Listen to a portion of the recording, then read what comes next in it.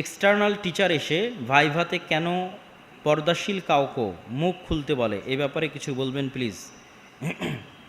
আজকের আধুনিক বিশ্ব ইসলাম বিরোধী নয়, বরং ইসলাম বান্ধব। কিভাবে ইসলাম বান্ধব? এটি আমাদের সংকীর্ণতা।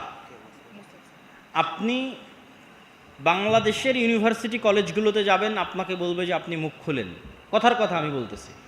বা অনেক মুসলিম দেশের ইমিগ্রেশন ক্রস করবেন, বলবেন মুখ খুলেন।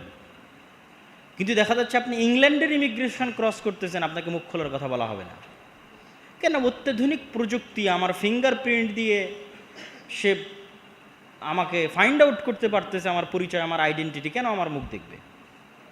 তাহলে আপনার যদি ছাত্রীর পরিচয় আইডেন্টিটি করার প্রয়োজন হয়, আপনি উন্নত ব্যবস্থাপনা করেন। এত বড় বিজ্ঞান ও প্রযুক্তি নাম লাগিয়ে রেখেছেন, ফিঙ্গারপ্রিন্টের ব্যবস্থা থাকবে না